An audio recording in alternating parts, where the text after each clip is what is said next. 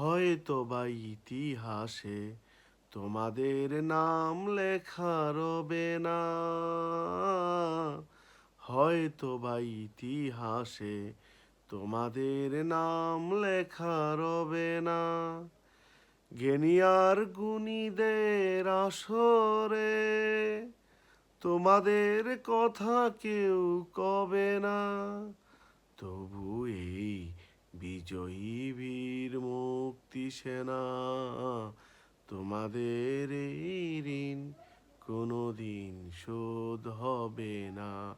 না, না, না, শোধ হবে না।